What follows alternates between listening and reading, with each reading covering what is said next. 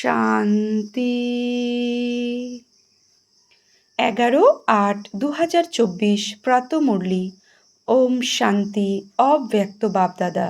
Revise 4/2/2001। আজকের অব্যক্ত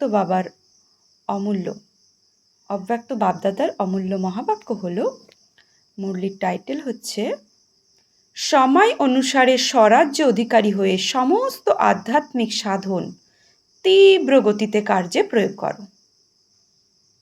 সময় অনুসারে স্বরাজ্য অধিকারী হয়ে সমস্ত আধ্যাত্মিক সাধন, তো বাবার কাছ থেকে যে প্রাপ্ত হওয়া আধ্যাত্মিক বলে যে আধ্যাত্মিক সাধন, ওগুলোকে বাবা বলছে তীব্র গতিতে কার্যে প্রয়োগ করো। আজ বাপ দাদা স্বরাজ্য অধিকারী বাচ্চাদের রাজ্যসভা দেখছেন। নিরাকার পরমপিতা পরমাত্মা মহাজ্যোতি শিব বাবা স্বরাজ্য অধিকারী বাচ্চাদেরকে, তো স্বরাজ্য অধিকারী বাচ্চাদের রাজ্যসভা দেখছেন। প্রত্যেক স্বরাজ্য অধিকারী পবিত্রতার লাইটের মুকুটধারী, অধিকারের স্মৃতির তিলকধারী, নিজের নিজের ভ্রুকুটির অকাল সিংহাসনে আসীন প্রতীয়মান হচ্ছে। এই সময় যত স্বরাজ্য অধিকারী তোমরা অনুভব করো, ততই ভবিষ্যৎ বিশ্ব রাজত্বে অধিকারী হও। তাহলে ভবিষ্যতে বিশ্বরাজ্যের অধিকারী কতটা হয়েছি, এই সময় আমি আমার ইন্দ্রিয়ের ওপর যত রাজত্ব করতে পারবো, স্বয়ংপর আমি অধিকার যত কায়েম করতে পারবো, স্বরাজ্য অধিকারী হতে পারবো যত, তত আমি ভবিষ্যতে বিশ্বের রাজত্ব অধিকারী হতে পারবো, বিশ্ব রাজত্বের অধিকারী হতে পারবো। তো আমি কে বা আমার ভবিষ্যৎ কি, সেটা এখানের স্বরাজ্যের স্থিতির দ্বারাই তোমরা নিজেরাই দেখতে পারো। তো বাবা আজকে ভবিষ্যৎ আমাদেরকে দেখিয়ে দিলেন। বর্তমানে আমাদের স্থিতি, বর্তমানে আমাদের স্বয়ের ওপর কতটা রাজত্ব, স্বয়ং অর্থাৎ নিজের ওপর, নিজের কর্মেন্দ্রিয়ের ওপর কতটা কন্ট্রোল, তো সেই স্থিতিতেই আমরা দেখতে পারবো আমরা ভবিষ্যতে কতটা রাজত্বের অধিকারী হব। আমার ভবিষ্যৎ কি, আমি কোন পদ প্রাপ্ত করব। বাপ দাদা প্রত্যেক বাচ্চার সদা স্বরাজ্যের স্থিতি দেখছিলেন।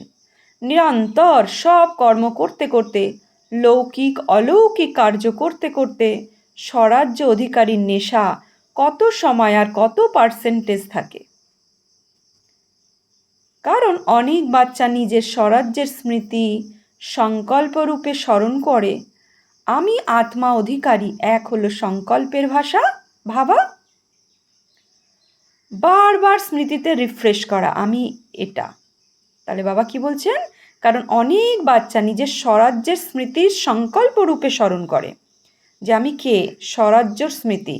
তো স্বরাজ্য যে সেই বিশ্বরাজ্য, তো বিশ্বের রাজ্যের কতটা আমি অধিকারী, সেই স্মৃতি সংকল্প রূপে কিভাবে স্মরণ করি, সংকল্পের দ্বারা স্মরণ করি যে আমি আত্মা অধিকারী, এক হলো সংকল্পের ভাবা। বাবা বলছে বারবার স্মৃতিকে রিফ্রেশ করো, আমি এটা, স্মৃতির দ্বারা রিফ্রেশ করো, স্মৃতিতে বারবার রিভাইজ করো, সংকল্পের দ্বারা বারবার স্মৃতিতে রিভাইজ করতে হবে আর রিফ্রেশ আসবে তাতে। আমি কে, আরেক হলো অধিকারের স্বরূপে নিজেকে অনুভব করা, আর এই কর্মেন্দ্রিয়রূপী কর্মচারী তথা মন বুদ্ধির সংস্কার রূপী সহযোগী সাথীদের উপর রাজত্ব করা। তো আমার সাথীকে কর্মেন্দ্রিয়, 5 কর্মেন্দ্রিয় আর মন বুদ্ধির সংস্কার সূক্ষ্ম কর্মেন্দ্রিয়, তো সহযোগী সাথী আমার সব ক্ষেত্রে, আমার আত্মার সহযোগী সাথী ওই সমস্ত কর্ম করে। তাহলে ওই সব সহযোগী সাথী কর্মেন্দ্রিয় রূপী কর্মচারী তথা মন বুদ্ধি সংস্কার রূপী সহযোগী সাথীদের উপর রাজত্ব করা, অধিকারের সাথে চালনা করা। যেরকম তোমরা সব বাচ্চা সব সময় অনুভব করো যে বাপদাদা শ্রীমতে চালাচ্ছেন, আর তোমরা সবাই শ্রীমত অনুসারে চলছো, চালানোর মালিক চালাচ্ছেন, তোমরা তার নির্দেশের পথে চলছো। ঠিক সেরকমই বাবা বলছে, ঠিক সেই রকমই হে স্বরাজ্য অধিকারী আত্মারা, তোমাদের স্বরাজ্যে তোমাদের সমস্ত কর্মেন্দ্রিয় অর্থাৎ কর্মচারী মন, বুদ্ধি, সংস্কার সব সহযোগী সাথী কি তোমাদের অর্ডারে চলছে? বাবা কোয়েশ্চেন করেছে। তো এইসব সাথী কি তোমাদের অর্ডারে চলছে? দু একটা কর্মেন্দ্রিয়র অল্প স্বল্প চঞ্চলতা দেখায় না তো? বলছে দু একটা কর্মেন্দ্রিয়, অর্থাৎ কখনো চোখ চঞ্চলতা দেখায় না তো, আবার কখনো হাত, কখনো কান, কখনো হাত নয় কান, কখনো মুখ। আমাদের কর্মেন্দ্রিয় হচ্ছে চক্ষু, কর্ণ, নাসিকা, জিহ্বা, ত্বক। তো এর মধ্যে একটা দুটো কখনো চঞ্চলতা দেখায় না তো, আবার সূক্ষ্ম কর্মেন্দ্রিয় মন, বুদ্ধি, সংস্কার ওগুলোর মধ্যে কখনো চঞ্চলতা দেখায় না তো? তাই বাবা কোশ্চেন করেছে যে চঞ্চলতা দেখায় না তো? তোমরা রাজ্য ল অর্থাৎ অর্ডারের পরিবর্তে লাভ আর লয়ের যথার্থ রীতিতে চলছে। তোমার রাজ্য ল এবং অর্ডারের পরিবর্তে লাভ অর্থাৎ ভালোবাসা আর লয়ের যথার্থ রীতিতে চলছে। ভালোবাসাও থাকতে হবে, আবার আইনও থাকতে হবে, দুই মর্যাদা। তো কি বুঝছো জিজ্ঞাসা করছে। চলছে নাকি একটু টাল বাহানা করে? যখন বলছো যে আমার হাত, আমার সংস্কার, আমার বুদ্ধি, আমার মন, তো আমার উপরে আমির অধিকার আছে নাকি কখনো আমার অধিকারী হয়ে যায়? আমার ওপরে আমি আত্মা, ওই আমার হাত, আমার মুখ, আমার কান, এর ওপর আমি আত্মা অধিকারী করছি নাকি আমি অধিকারী হয়ে যাই কর্মেন্দ্রিয়ের?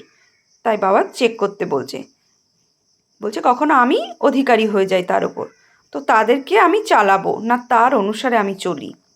তো হে স্বরাজ্য অধিকারী, সময় অনুসারে এখন সদা আর সহজভাবে অকাল তৎনাসীন হও, তবেই অন্য আত্মাদের বাবার দ্বারা জীবন মুক্তি আর মুক্তির অধিকারী তীব্র গতিতে দেওয়াতে পারবে। সময়ের ডাক এখন তীব্র গতি এবং অন্তহীন। তোমরা শুধু ছোট একটা রিহার্সেল দেখছো, শুনেছো, একই সঙ্গে অসীম নকশা দেখছো তো না? চিৎকারও অসীম, মৃত্যুও অন্তহীন। যাদের মরণ হবে তাদের সাথে সাথে জীবিতরাও নিজেদের জীবনে মানসিক যন্ত্রণায় মরছে। এমন সময় তোমরা স্বরাজ্য অধিকারী আত্মাদের কার্য কি চেক করো। যেমন স্থূল সাধনের জন্য বলা হয় থাকে ভূমিকম্প এলে এটা করতে হবে, যদি তুফান আসে তবে এটা করতে হবে, আগুন লাগলে তবে এটা করতে হবে, প্ল্যানিং চলে না আমাদের? তো কার্যত তোমরা সব শ্রেষ্ঠ আত্মার কাছে যে সাধন আছে, সর্বশক্তি, যোগের বল, স্নেহের চুম্বক, তো এই সব সাধন সময়ের জন্য কি প্রস্তুত আছে? তো এগুলো কি আমাদের যোগের বল, স্নেহের চুম্বক, সর্বশক্তি, এগুলো আমাদের আধ্যাত্মিক সাধন। বাবা মূল্যতেই বলেছেন আধ্যাত্মিক সাধন সময় অনুসারে প্রয়োগ করতে। তো এই সব সাধন কি সময়ের জন্য প্রস্তুত আছে? যেমন আগুন যদি লাগে দমকল ব্যবস্থা করে রাখতে হবে যাতে নেভাতে পারে সঙ্গে সঙ্গে, ক্ষতি না হয়। সেরকমই সামনের দিনগুলোর জন্য আমাদের এই সর্বশক্তি, যোগবল আর স্নেহের চুম্বকের সাধনের প্রয়োজন। তো এগুলো প্রস্তুত আছে? সর্বশক্তি রয়েছে। কারো শান্তির শক্তি প্রয়োজন, কিন্তু তুমি যদি আর কোনো শক্তি দিয়ে দাও তবে সে সন্তুষ্ট কি হবে জিজ্ঞাসা করেছে বাবা। যেমন কারো জল চাই আর তুমি তাকে 36 রকমের ভোজন দিয়ে দাও, তবে কি সে সন্তুষ্ট হবে?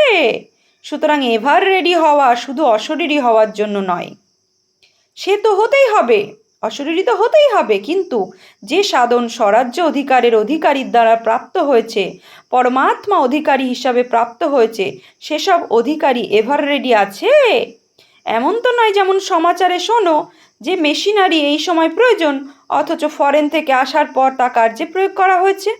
তাহলে সাধন তো এভার রেডি থাকলো না, তো প্রয়োজন যেটা সঙ্গে সঙ্গে ব্যবহার করতে হবে, তাই না? তাই বলছি এভার রেডি তো থাকলো না সাধন, আধ্যাত্মিক সাধন। সব সাধন সময় মতো কার্যে প্রয়োগ করতে পারিনি। কত লোকসান হয়ে গেছে। তো হে বিশ্ব কল্যাণকারী, বিশ্ব পরিবর্তক আত্মারা, সমৃহ সাধন এভার রেডি আছে? কোশ্চেন করেছে বাবা। সর্বশক্তি তোমাদের অর্ডারে চলছে? অর্ডার করলে অর্থাৎ সংকল্প করলে নির্ণয় শক্তির আর সাথে সাথে সেকেন্ডে কম সময়ের নির্ণয় শক্তি হাজির হয়ে বলল স্বরাজ্য অধিকারী হাজির। তো এরকম অর্ডারে রয়েছে জিজ্ঞাসা করছে, নাকি নিজের মধ্যে আনতে 1 মিনিট লাগবে ও স্বরাজ্য অধিকারী অর্থাৎ নির্ণয় শক্তিকে? তারপরে অন্যকে দিতে পারবে। আগে নিজের মধ্যে 1 মিনিট সময় নিয়ে আনবে, তারপরে অন্যকে দিতে পারবে। কারো যা চাই তা যদি সময় মতো দিতে না পারো তাহলে কি হবে? তো সব বাচ্চার হৃদয়ে এই সংকল্প তো চলছেই। ভবিষ্যতে কি হওয়ার আছে আর কি করতে হবে। হওয়ার জন্য কি? বাবা বলছেন হওয়ার জন্য তো অনেক কিছু আছে। তোমাদের বলা হয়েছিল তো না যে এটা তো রিহার্সেল, এখন রিহার্সেল চলছে। এই 6 মাসের প্রস্তুতির ছোট ঘন্টা বেজেছে, বড় ঘন্টা বাজেনি। প্রথম ঘন্টা বাজবে, পরে কারা নাকার বাজবে। হুম তো কারা মানে কড়া নাগারা বাজবে, ভয় পাবে। তো এখন শুধু ছোট ঘন্টা বেজেছে, অর্থাৎ ছোট ছোট পরিস্থিতি আসছে, ছোট ছোট প্রাকৃতিক আপদা ও সমস্যা আসছে, এরপর কড়া আসবে। তো একটু একটু ভয় পাবে। শক্তিস্বরূপ আত্মাদের কি স্বরূপ দেখানো হয়েছে? সমৃহ শক্তি, শক্তি স্বরূপে পাণ্ডবও এসে গেছে, তো শক্তিও এসে গেছে। শক্তির কাউকে সদা 4 ভুজা, কাউকে 6 ভুজা, কাউকে 8 ভুজা, কাউকে 16 ভুজা দেখায়, সাধারণ দেখায় না। এই সমৃহ ভুজা সর্বশক্তির সূচক। সেই জন্য সর্বশক্তিমানের দ্বারা প্রাপ্ত নিজের শক্তি সমৃহ ইমাজ করো। তার জন্য এটা ভেবো না যে সময় হলে ইমার্জ হয়ে যাবে এবং সারা দিনে নিজের জন্য বিভিন্ন শক্তি ইউজ করে দেখো। বলছে সবচাইতে প্রথম অভ্যাস স্বরাজ্য অধিকারে সারাদিনে কতদূর পর্যন্ত কার্যে প্রয়োগ হয়। আমি তো আত্মা, মালিক এটা নয়। মালিক হয়ে অর্ডার করো আর চেক করো সব কর্মেন্দ্রিয় আমি রাজার লাভ আর ল অনুসারে চলে। অর্ডার থাকলে মন মনোভাবও, আর মন চলে গেলে নেগেটিভ আর ওয়েস্ট থটস। বলছে অর্ডার করলে মন মনোভাবও, আর মনে কি চলে? নেগেটিভ আর ব্যর্থ সংকল্প। তাহলে কি লাভ আর লতে চলছো? লাভ আর লতে মন ছিল? কোশ্চেন করেছে। অর্ডার করলে মধুরতা স্বরূপ হতে হবে, আর সমস্যা অনুসারে পরিস্থিতি অনুসারে ক্রোধের মহারূপ না হোক, কিন্তু সূক্ষ্মরূপ রোষ অথবা বিরক্তি, উদ্রেক এগুলো ক্রোধের সূক্ষ্মরূপ। ক্রোধ তো হচ্ছে বাহ্যিকভাবে যখন আমাদের রূপ দেখায় সেটাকে ক্রোধ, কিন্তু বাবা সূক্ষ্ম ক্রোধ বলছে বিরক্তি, উদ্রেক, হ্যাঁ, রোষ ভেতরে ভেতরে, এগুলো সূক্ষ্ম রূপ। তাহলে কি সেটা অর্ডারের হয়েছে? বাবা বলছে অর্ডার করলে মধুরতা স্বরূপ হতে, আর সমস্যা অনুসারে পরিস্থিতি অনুসারে ক্রোধের মহারূপ না হোক, কিন্তু সূক্ষ্মরূপ রোষ, বিরক্তি, উদ্রেক হচ্ছে। তাহলে কি সেটা অর্ডার? বলছে তাহলে কি সেটা অর্ডারে হয়েছে? জিজ্ঞাসা করছে। তুমি অর্ডার দিলে আমাকে নির্মাণ হতে হবে, কিন্তু বায়ুমণ্ডল অনুসারে তোমরা ভাবো কত সময় ধরে নিজেকে দমন করে চলবে। কিছু তো দেখানো দরকার। আমাকেই দমে থাকতে হবে, আমাকেই মরতে হবে, এরকম বলি না, আমাকেই দমে থাকতে হবে সব সময়, আমাকেই মরতে হবে সব সময়, অর্থাৎ আমাকেই নিচু হতে হবে, আমাকেই বদলাতে হবে। এটা কি লাভ আর অর্ডার? জিজ্ঞাসা করছে। সেই জন্য বিশ্বের প্রতি আর্তনাদকারী দুঃখী আত্মাদের প্রতি কৃপা করার আগে নিজের প্রতি কৃপা করো। নিজের অধিকার সামলাও, পরে গিয়ে তোমাদের চতুর্দিকে সকাশ দেওয়ার, ভাইব্রেশন দেওয়ার, মনসা দ্বারা বায়ুমণ্ডল বানানোর অনেক কার্য করতে হবে। আগেও তোমাদের বলা হয়েছিল, এখনো পর্যন্ত যারা যারা যে সেবার নিমিত্ত হয়েছ খুব ভালো করেছো আর করবেও, কিন্তু এখন সময় অনুসারে তীব্র গতিতে আরও অসীম সেবার আবশ্যকতা আছে। তো এখন আগে প্রতিটা দিন চেক করো স্বরাজ্য অধিকারী কতটা থেকেছো। আত্মা মালিক হয়ে যেন কর্মেন্দ্রিয় চালনা করে, যেন স্মৃতি স্বরূপ থাকে যে আমি মালিক। এই সাথীর দ্বারা, অর্থাৎ কর্মেন্দ্রিয় রূপী সাথীদের দ্বারা, সহযোগীদের দ্বারা কার্য করাচ্ছি, আমি এদের মালিক। স্বরূপে যদি নেশা থাকে তবে এই সব কর্মেন্দ্রিয় আপনা থেকেই তোমাদের সামনে জি হাজির, জি হুজুর করবে। পরিশ্রম করতে হবে না। আজ ব্যর্থ সংকল্প মুছে ফেলো, আজ সংস্কারকে একেবারে নষ্ট করে দাও, আজ নির্ণয় শক্তিতে সুস্পষ্ট করো। এক মুহূর্তে সব কর্মেন্দ্রিয় এবং মন বুদ্ধি সংস্কার যা তোমরা চাও সেটাই করবে। এখন বলো বাবা চাই তো এটাই, কিন্তু এখন এতটা হয়নি। তারপরেই আবার বলবে যা চাই তা হয়ে গেছে। সহজ। সুতরাং বুঝেছ কি করতে হবে? নিজের অধিকারের সফলতা কার্যে প্রয়োগ করো। অর্ডার করো সংস্কারকে। সংস্কার কেন তোমাকে অর্ডার করে? বলছে সংস্কার, পুরনো সংস্কার অর্ডার করে, সেই অনুসারে আমি চলি। বলছে সংস্কার কেন তোমাকে অর্ডার করবে, তুমি নতুন সংস্কারের দ্বারা সুসজ্জিত হও, অর্ডার করো দেবী গুণ রূপী সংস্কারকে। তো বাবা বলছে সংস্কার সম্পূর্ণভাবে নষ্ট হয় না কেন, পুরনো স্বভাব সংস্কার, বলছে সম্পূর্ণভাবে নষ্ট হয় না কেন, বেঁধে আছে সংস্কার তোমার অর্ডারে, বলছে সংস্কার তোমার অর্ডারে বেঁধে আছে। মালিক ভাব আনো, অন্যদের সেবা করার অনেক অনেক অনেক আবশ্যকতা আছে, এ তো কিছুই না। বাবা বলছে এ তো কিছুই না, খুবই সংকট সময় আসার আছে। দেখো বাবা ইঙ্গিত দিচ্ছে, বলছে অনেক অনেক অনেক আবশ্যকতা আছে, এ তো কিছুই না, খুবই সংকটময় সময় আসার আছে। এমন সময় তোমরা উর্তি কলার দ্বারা পরিভ্রমণ করে থাকো, যারা শান্তি চায়, যারা খুশি চায়, যারা সন্তুষ্টতা চায়, ফরিস্তা রূপে সকাশ দেওয়ার জন্য পরিক্রমণ করবে, আর তারা তো অনুভব করবে যে তুমি ফরিস্তা হয়ে তাদেরকে শান্তির আর সুখের দান করছো, ভাইব্রেশন দিচ্ছ।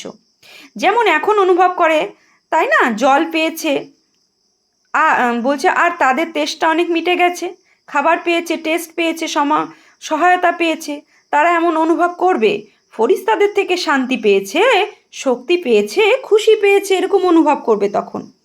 এভাবে অন্তবাহক অর্থাৎ তোমাদের অন্তিম স্থিতি, পাওয়ারফুল স্থিতি তোমাদের অন্তিম বাহন হবে, আর চক্র ভ্রমণ করতে করতে সবাইকে শক্তি দেবে, স্বাচ্ছন্দ্য হবে।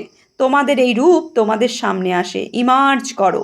কত ফরিস্তা চতুর্দিকে ভ্রমণ করছে, তারা সকাশ দিচ্ছে, তখন বলবে তোমরা যে একটা গীত বাজাও না, শক্তি এসে গেছে, শক্তির দ্বারাই সর্বশক্তিমান আপনা থেকে প্রত্যক্ষ হয়ে যাবেন।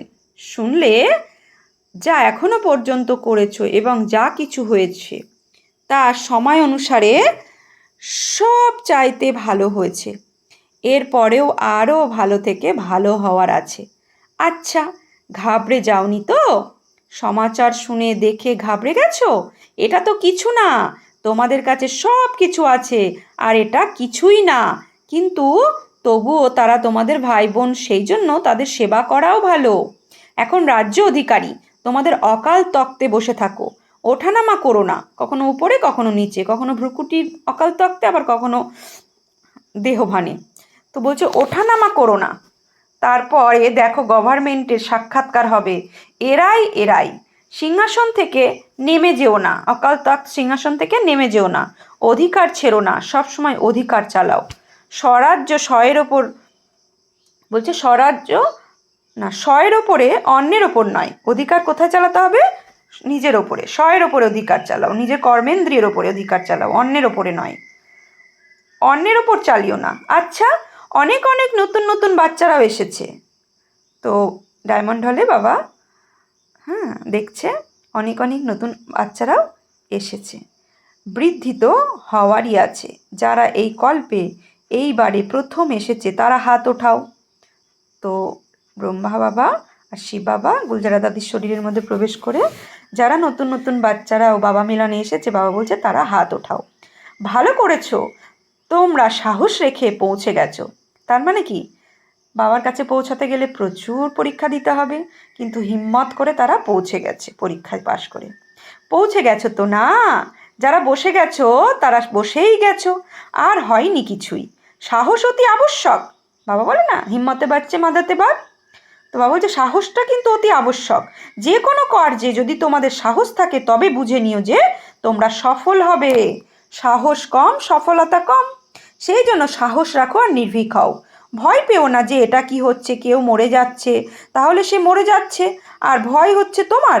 নির্ভীক থাকো, তাকে শান্তির সহযোগ দেওয়া সেটা ভালো। সেই আত্মাকে হৃদয়ের ভাবনার দ্বারা বাবা কি বলছেন, সহযোগ দাও, ভয় পেও না। বলছে ভয় সবচাইতে বড়র মধ্যে বড় ভূত। অন্যান্য ভূত সরানো যেতে পারে, কিন্তু ভয়ের ভূত সরানো খুব কঠিন। যে কোনো বিষয়ে ভয় হতে পারে, শুধু কারণ মৃত্যু ভয় না, অনেক বিষয়ের ভয়, অনেক ধরনের ভয় আছে। যেমন ফোন হারানোর ভয়, ছেলেমেয়েরা পরীক্ষায় ভালো রেজাল্ট করবে তার ভয়, রাস্তায় গেল কোনো অ্যাক্সিডেন্ট হবে না তো তার ভয়, আমার শরীর খারাপ হবে না তো তার ভয়, আমি যে কামনা আছে ওটা পূর্ণ হবে না, পূর্ণ হবে তো আদৌ তার ভয়। তো প্রতি মুহূর্তে চাকরি পাবে তো তার ভয়, চাকরি হারিয়ে যাবে না তো তার ভয়, তো বিভিন্ন রকমের ভয় আছে। তো বাবা ওই জন্য বলছে অনেক বিষয়ের ভয়, অনেক ধরনের ভয়, এমনকি তোমাদের দুর্বলতার কারণেও ভয় হয়। সেসব তো বাবা বলছে সেসব থেকে নির্ভীক হয়ে সাধন আছে, বলছে সেসব থেকে নির্ভীক হওয়ার যে সাধন আছে তা হলো সদা নির্মল হৃদয়। তাহলে ভয় থেকে নির্ভয় হওয়ার সাধন কি? সদা নির্মল হৃদয়, অকপট হৃদয় থাকো, তাহলে ভয় কখনো আসবে না। অবশ্যই মনে কোনো বিষয়ে সমাহিত থাকে যে থেকে ভয় হয়। নির্মল হৃদয়, অকপট হৃদয় আছে তো প্রভু প্রসন্ন এবং সকলেই প্রসন্ন হয়। আচ্ছা, আগত নতুন নতুন বাচ্চাদের নবজীবনের পরমাত্ম ভাগ্য প্রাপ্ত করার অভিনন্দন। আচ্ছা, ফরেনার থেকেও অনেক এসেছে, ফরেন গ্রুপ হাত তোলো, 700-র কাছাকাছি এসেছে নতুন। স্বাগত বাবা, স্বাগত দিচ্ছে, ওয়েলকাম। মহারাষ্ট্র, অন্ধ্রপ্রদেশের সেবা, যারা মহারাষ্ট্র থেকে এসেছো তারা হাত তোলো। 4000 এসেছে, তো 4000কে 4 পদম্বার অভিনন্দন। ভালো করেছো, সব গ্রুপের নিজের নিজের সেবার শোভা রয়েছে, কেননা সেবার আগে তো পরিবারের কাছাকাছি আসার চান্স প্রাপ্ত হয়, তোমাদের চান্স প্রাপ্ত হয় তো না, নয়তো কে জিজ্ঞাসা করবে এরা মহারাষ্ট্র নাকি অন্ধ্র। কিন্তু বিশেষ সেবার চান্স প্রাপ্ত করার পরিবারের দাদাদের সামনে আসো, আর খুশিও হও। কেন খুশি হয়? কারণ বলছে কেন খুশি হয়, কারণ দেখো সেন্টারে সেবা করো কতজনের, ঠিক আছে, বড় জোর 50-100 জনের, আর এখানে যখন সেবা করো তো হাজার হাজারের সেবা করো মধুবনে, এবং হাজার হাজারের সেবার রিটার্নে সবার আশীর্বাদ যে প্রাপ্ত হয়, তাই না? খুব ভালো সেবা করেছো, খুব ভালো সেবা করেছো, এই আশীর্বাদ নির্গত হয়। সেই আশীর্বাদ এক তো বর্তমান সময়ে খুশি প্রাপ্ত করানো হয়, আর এক হলো জমাও হয়, তো ডবল লাভ হলো। সেই জন্য বাবা বলছে যারা সেবা করেছো তারা সেবার মেওয়া খুশিও লাভ করেছো, এবং সঞ্চয়ের খাতাও জমা হয়েছে, ডবল লাভ হয়ে গেল। তো না, এখন সব জন এর মেজরিটিরাই ভালো শিখেও গেছো, অভ্যাস হয়ে গেছে। ভালো করেছো, অভিনন্দন। 100 কুমারীর সমর্পণ, ভালো, 100 কুমারী ওঠো। তো বাবা তাদেরকে তুলেছে, 100 কুমারী ওই বছরে সমর্পিত হয়েছে মধুবনে।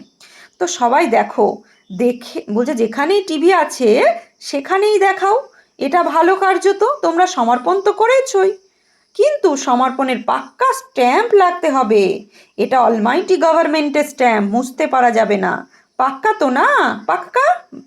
বাবা সমর্পিত বোনেদেরকে বলছে, কুমারীদের বলছে পাক্কা, যারা মনে করে খুব খুব খুব পাক্কা তারা এভাবে হাত নাড়ো, আর যারা মনে করো খুব পাক্কা মহারাষ্ট্রে আছে, কেননা মহত্ব দেখাবে তো না, হ্যাঁ, তো খুব মহারাষ্ট্রে যারা আছে এভাবে হাত নাড়ছে খুব পাক্কা পাক্কা পাক্কা বলে। তো খুব ভালো, বাপদাদা তরফে অনেক অনেক কোটি কোটি বার শুভেচ্ছা, অভিনন্দন। আচ্ছা, এখন 1 সেকেন্ডে বিশেষত যেখানে অর্থ কয়েক হয়েছে তার চারিদিকে ফরিস্তা হয়ে উঠতি কলার দ্বারা শান্তি, শক্তির আর সন্তুষ্টতার সকাশ ছড়িয়ে দিয়ে এসো, পরিক্রমা করে এসো 1 সেকেন্ডে, চলে যাও 1 সেকেন্ডে পুরো বিশ্বে, এখন বাংলাদেশ আরও বিভিন্ন জায়গায় যেখানে অশান্তির প্রকোপ আছে সেখানে শান্তির ভাইব্রেশন ছড়িয়ে দিয়ে এসো 1 সেকেন্ডে। শান্তির কিরণ, পবিত্রতার কিরণ আর শক্তির কিরণ সমস্ত আত্মার কাছে যাচ্ছে, বাবার থেকে আমার কাছে আসছে, আর আমার থেকে বিশ্বের অশান্তি আর শক্তিহীন আত্মাদের কাছে শক্তি আর শান্তির ভাইব্রেশন দিচ্ছে। ওম শান্তি। তো সবাই চক্রভ্রমণ করে এসেছো, বাবা ড্রিল করালেন। আচ্ছা, চতুর্দিকে দেশ আর বিদেশের ফরিস্তা রূপে বিরাজমান অধিকারী বাচ্চাদের যারা সদা লাভ আর লয়ের দ্বারা নিজের সহযোগী সূক্ষ্ম বা স্থূল সহযোগী সাথীদের চালনা করে, যারা সদা বাপদাদার দ্বারা প্রাপ্ত ও আধ্যাত্মিক সাধনা সমৃহকে এভার রেডি বানায়, আমি আত্মা রাজা হয়ে রাজ্য অধিকারের অনুভব করে সদা উর্তিকলার দ্বারা ফরিস্তা রূপে চতুর্দিকে সকাশ দেয় এমন শক্তি স্বরূপ আত্মাদের সদা নির্মল হৃদয়, অকপট হৃদয় দ্বারা নির্ভীক নিরাকারী স্থিতির অনুভবকারী বিশ্ব কল্যাণকারী বিশ্ব পরিবর্তক আত্মাদের বাপ দাদার স্মরণে স্নেহ সুমন আর নমস্কার। দাদিদের সাথে তোমাদের সকলের খুশি হচ্ছে তো না? তোমাদের নিমিত্ত দাদারা সামনে এসেছেন, খুশি রয়েছে তাই না? নাকি তোমরাও আসতে চাও? আরও সামনে হওয়া ভালো। যারা বাবার সামনে আছে বাবা তাদের বেশি দেখেন। এখানে তো তাকে এভাবে মুখ ঘোরাতে করতে হবে। তো আর যারা তার সামনে তাদেরকে তো বারবার দেখছেন।